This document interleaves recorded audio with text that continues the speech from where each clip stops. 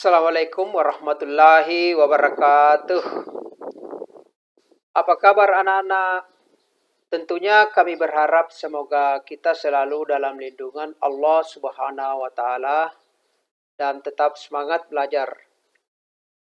Kembali pada kesempatan kali ini kita akan belajar kimia kelas 12 semester ganjil pada kompetensi dasar membedakan sifat koligatif larutan elektrolit dan larutan non-elektrolit. Adapun tujuan pembelajarannya adalah yang pertama dapat menjelaskan pengertian sifat koligatif larutan, kemudian yang kedua dapat menganalisis data untuk membandingkan sifat koligatif larutan elektrolit dan non-elektrolit, dan yang ketiga dapat menentukan nilai sifat koligatif larutan elektrolit.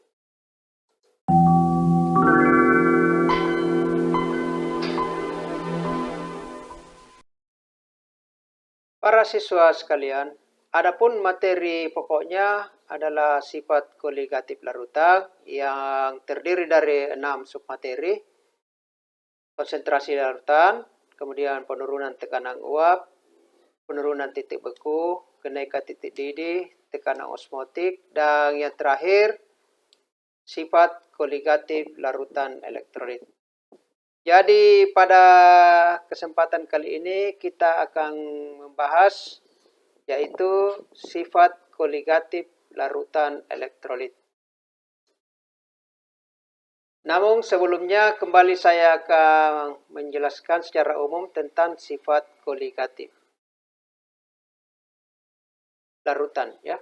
Jadi istilah larutan atau konsep larutan Ananda sudah pernah pelajari di kelas 11. Larutan adalah campuran homogen antara zat terlarut dengan zat pelarut. Dengan adanya zat terlarut di dalam pelarut menyebabkan terjadinya perubahan sifat fisik pada larutan tersebut. Seperti adanya rasa manis, itu disebabkan karena zat terlarutnya bersifat manis. Adanya rasa asam, adanya warna, sifat-sifat ini ditentukan oleh jenis zat terlarutnya. Namun pada sifat koligatif larutan, sifat larutan hanya dipengaruhi oleh jumlah partikel zat terlarut di dalam larutan dan tidak dipengaruhi oleh jenis atau sifat dari zat terlarutnya.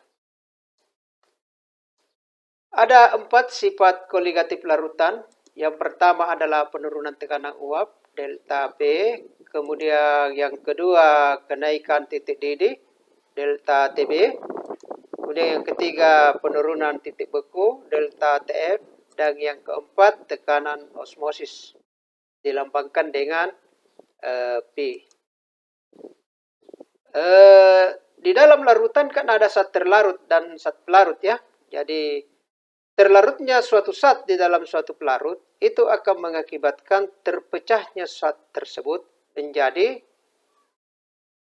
ion-ion atau molekul-molekul atau dalam bentuk atom-atom. Maka dapat dimungkinkan bahwa jumlah partikel yang ada di dalam larutan akan berbeda dari jumlah partikel sebelum dilarutkan. Misalnya, dalam partikel 1 mol gula dan 1 mol garam. Kalau gula dan garam itu kan zat terlarut ya. Namun dari kedua jenis ini itu akan berbeda hasilnya atau jumlah partikelnya di dalam larutan. Kenapa hal tersebut bisa terjadi? Karena gula yang merupakan zat non-elektrolit itu kalau dilarutkan dalam air atau dalam pelarut itu akan menghasilkan jumlah partikel dalam bentuk molekul sehingga jumlahnya tetap sama dengan jumlah partikel zat gula sebelum dilarutkan. Sedangkan garam yang merupakan zat elektrolit itu kalau dilarutkan dalam air akan terionisasi atau pecah menjadi ion-ion. Jadi bentuk partikelnya adalah ion-ion. Di mana dalam 1 mol garam, kalau dilarutkan dalam air, itu akan terurai atau terionisasi menjadi 1 ion positif dan 1 ion negatif. Sehingga jumlah partikel di dalam larutannya menjadi 2 partikel. Sehingga dapat kita katakan bahwa sifat koligatif larutan elektrolit itu akan berbeda dengan sifat koligatifnya larutan non-elektrolit. Sekarang kita akan membahas lebih rinci tentang sifat koligatif larutan elektrolit. Menurut Van Hoek, jadi ini seorang ahli kimia yang merumuskan tentang sifat koligatif larutan elektrolit. Jadi menurut Van Hoek, besarnya harga sifat koligatif larutan elektrolit itu akan lebih besar daripada harga sifat koligatif larutan non-elektrolit. Tadi di awal sudah saya jelaskan ya mengenai penyebab dari perbedaan sifat koligatif larutan elektrolit dengan non-elektrolit.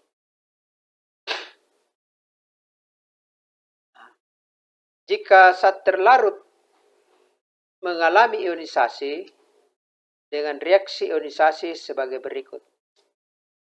Misalnya zat A terionisasi menjadi zat B, ya.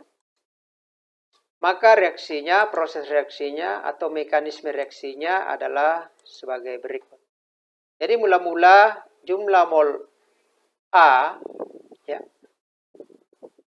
itu akan terurai menjadi A dikali alfa mol, ya. Jadi alfa ini adalah derajat ionisasi. Dan di akhir reaksi diperoleh A dikurang A kali derajat ionisasi atau alfa mol.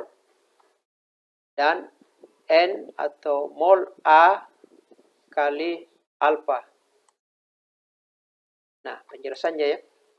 Setiap A mol, ini ya, setiap A mol A menghasilkan jumlah mol keseluruhan atau A tambah B sebanyak A dikurang A alfa ditambah N kali A alfa mol. Jika disederhanakan menjadi A dikali 1 dikurang alfa ditambah N kali alfa mol. Terusnya, maka akan diperoleh A dikali 1 tambah alfa dikali N kurang 1. Atau A dikali 1 tambah N kurang 1 kali alfa mol.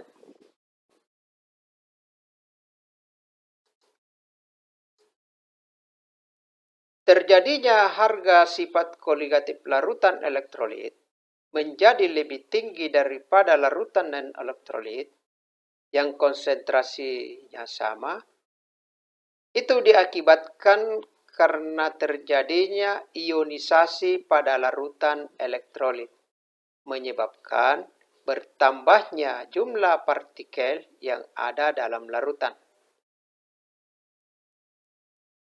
Baik. Para siswa sekalian, dengan demikian terdapat faktor perkalian sebesar 1 ditambah N kurang 1 kali alfa dari jumlah mol semula. Nilai ini, ya, nilai ini yang saya tunjukkan ini, itu disebut dengan nilai faktor Van Hoek. Jadi nilai yang saya tunjukkan ini dikatakan nilai faktor Van Hoek dan diberi lambang I, huruf I kecil, ya. Jadi nilai ini bisa digantikan dengan lambang I kecil.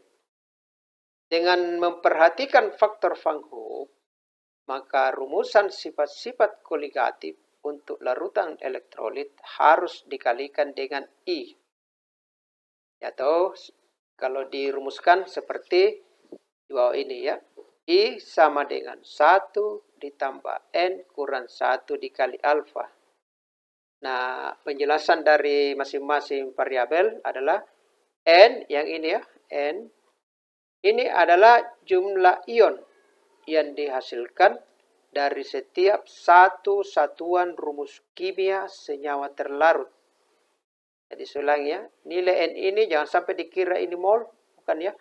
Jadi kalau dalam faktor Van Hoff ini adalah jumlah ion keseluruhan di dalam satu satuan rumus kimia senyawa terlarut. Sedangkan alfa ini adalah derajat ionisasi. Jadi untuk larutan elektrolit kuat, nilai alfanya sama dengan 1. Sedangkan kalau larutan elektrolit lemah, nilai alfanya kurang dari 1. Kurang dari 1. Kalau non-elektrolit, ya 0. Ya. Jadi kalau, saya ulang ya, kalau saat terlarutnya elektrolit kuat, nilai alfanya sama dengan 1. Sedangkan kalau saat terlarutnya elektrolit lemah, maka nilai alfanya antara 0 sampai kurang dari 1. Baik.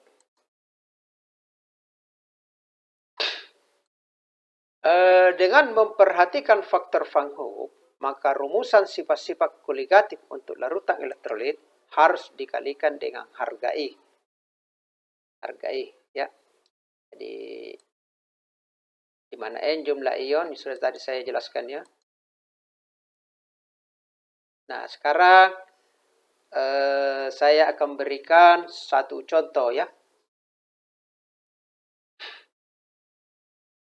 Hitunglah titik didih dan titik beku larutan H2SO4 0,2 molal. Ya. Jadi H2SO4 ini adalah merupakan elektrolit, ya, zat elektrolit. H2SO4 ini adalah merupakan zat elektrolit. Konsentrasinya 0,2 molal. Jika diketahui H2SO4 yang terurai dalam larutan hanya 90%, hanya 90%, ya. Nah, berarti kalau 90% itu berarti sekitar 0,9 ya nilai alfanya. Karena kalau 100% kan 1 nilai alfanya. Berarti kalau 90% ya 0,9 itu nilai alfanya. Kemudian tetapan penurunan titik bekunya air ya, KF air itu 1,86 derajat Celcius per molal. Dan tetapan titik didih air atau KB air yaitu 0,52 derajat Celcius per molal. Itu ya. Nah, ya jadi yang ditanyakan di sini berapa titik didih dan titik beku larutan H2SO4. Nah, diketahui dulu ya. Jadi diketahui konsentrasi H2SO4 yaitu 0,2 molal. Nah, derajat ionisasinya atau alfanya, ini tadi ya, derajat ionisasi atau alfa, itu 90%, berarti 0,9. Ya. Seandainya 100%, berarti 1 di sini. Ya. Karena hanya 90% yang terurai, berarti nilai alfanya 0,9, hampir 1 ya. Kemudian KF-nya 1,86 ini, dan KB-nya 0,52. Nah, sekarang kita uraikan dulu ionisasinya dari H2SO4. Jadi, H2SO4 itu akan terionisasi menjadi 2H+, ini ya, 2H+, dan SO4 2-. Jadi saya ulangi, H2SO4 terionisasi menjadi 2H+, dan SO4 2-. Nah, sekarang bagaimana cara menghitung jumlah ionnya atau nilai N-nya? Nah, di sini kan nilainya 3. Dari mana ini yang ketiga? Nah, yaitu total jumlah ion yang ada setelah terionisasi. Nah, di sini ion positifnya jumlahnya 2, ini ya. Jumlahnya 2, jadi positif 1 kali 2, 2. Sedangkan jumlah ion negatifnya itu sebanyak 1. Jadi kita lihat saja angka koefisien, ya. Angka koefisiennya. Nah, di sini koefisiennya 2, di sini koefisiennya 1. Berarti 2 ditambah 1, totalnya 3 ion, ya. Jadi jumlah ionnya adalah 3 atau nilai N-nya adalah 3. Nah, maka kita bisa hitung nilai faktor Van Hoff-nya, ya, atau nilai I. Jadi I sama dengan 1 ditambah N kurang 1 dikali alfa, ya, untuk mendapatkan nilai I. Nah, kita masukkan 1 ditambah N-nya tadi jumlah ionnya 3, ini 3 ya, dikurang 1 dikali alfa, alfanya atau derajat ionisasinya yaitu 0,9. Sehingga diperoleh 2,8, ya.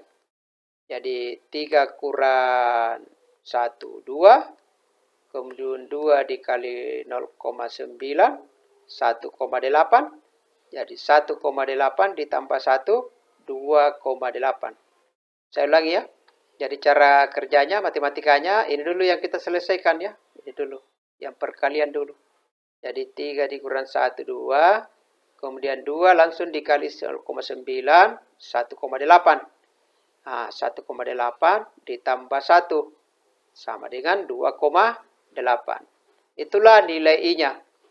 Barulah kita masuk ke rumus atau persamaan untuk mencari titik didih dan titik beku. Titik beku dulu ya. Jadi rumusnya delta TF ini kita sudah bahas pada pertemuan sebelum-sebelumnya ya. Delta TF sama dengan KF dikali M dikali I. Ah, ini ya. Jadi untuk larutan elektrolit ada variabel terakhir yaitu I. Jadi dikali dengan I atau faktor Van Hoff. Jadi rumusnya delta TF sama dengan KF dikali M dikali I. Kemudian kita masukkan KF-nya 1,86. Mana tadi rumus? Ini ya. KF-nya 1,86. Molalnya atau konsentrasinya ini ya 0,2 molal.